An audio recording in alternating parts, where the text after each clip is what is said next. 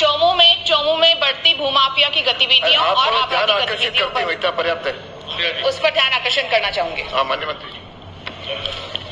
माननीय अध्यक्ष महोदय, खंड 1 विधानसभा क्षेत्र चोमू के अंतर्गत 4 पुलिस थाना क्षेत्र आते हैं, जिनमें पुलिस थाना चोमू, पुलिस उपायुक्त जयपुर पश्चिम के अंतर्गत आता है तथा 3 अन्य पुलिस थाना गोविंदगढ़, कालाडेरा तथा सामोद का क्षेत्र पुलिस जिला जयपुर ग्रामीण के अंतर्गत आता है। खंड 2 विधानसभा क्षेत्र के 4 थाना क्षेत्र चोमू, गोविंदगढ़, कालाडेरा तथा सामोद में जमीन संबंधी धोखाधड़ी, फर्जी पट्टा तथा फर्जी एग्रीमेंट संबंधी वर्ष 2021 में कुल 58 प्रकरण दर्ज हुए, जिनमें से 13 प्रकरण में चालान तथा 45 प्रकरण में एफआर नतीजा दिया गया। वर्ष 2022 में कुल 68 प्रकरण दर्ज हुए, जिनमें से 8 प्रकरण में चालान तथा 60 प्रकरण में एफआर नतीजा दिया गया है। वर्ष 2023 में कुल 69 प्रकरण दर्ज हुए, जिनमें से 5 प्रकरण में चालान तथा 64 प्रकरण में एफआर नतीजा दिया गया है।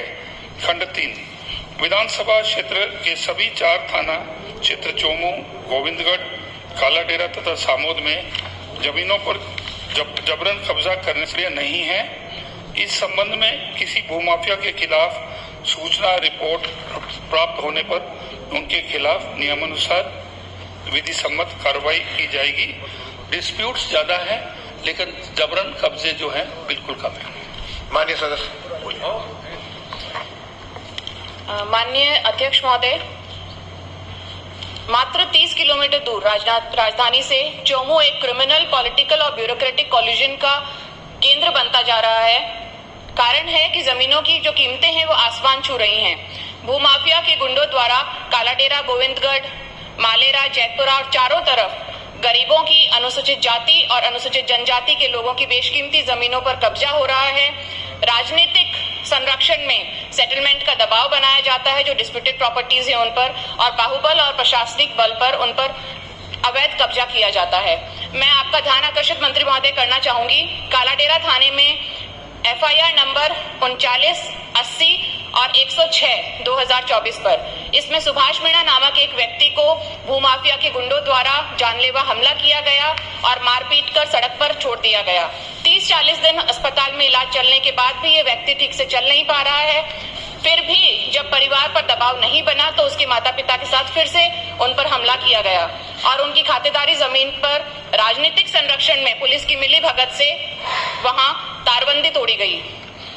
विडंबना सबसे बड़ी यह है कि जो किंग पिन्स हैं, मुख्य भूमाफिया हैं, उनको राजनीतिक और आर्थिक प्रभाव में बचाने के लिए इस फाइल को इन्वेस्टिगेशन पूरा होने से पहले ही दूसरे जिले में ट्रांसफर कर दिया गया।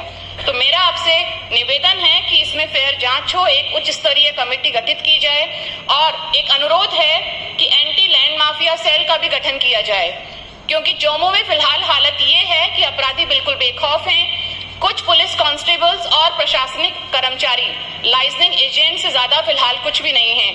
आम आदमी बिल्कुल भयजदा है और राजनीतिक द्वेषता से लोगों पर झूठे मुकदमे दायर किए जा रहे हैं। क्योंकि चोमू के लोगों ने मुझे उनकी आवाज बनने के लिए यहाँ भेजा है, तो मेरा आपसे आग्रह है कि क्रिमिनलाइजेशन ऑफ पॉलिटिक्स और पॉलिटिसाइजेशन ऑफ क्राइम, इस नेक्सस को तोड़ा जाए और एक सकारात्मक प्रयास किया जाए कि हम इन भूमाफियाओं से चोमू ग्रामीण और चोमू शहरी इलाके को छुटकारा दे सकें।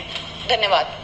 महोदय, क्राइम किसी का भी हो, कोई भी क्षेत्र हो, सरकार की ड्यूटी बनती है कि उसका निपटारा करना और जनता को जो है बिल्कुल फेयरली ट्रीट करना। मैं आज ही जो आपके एसपी हैं उनको निर्देश देंगे कि एफआईआर नंबर 3940 106 जो सुभाष मीणा का जो इशू है उसके अंदर जो है डिटेल में जांच कर हमें रिपोर्ट दी जाए।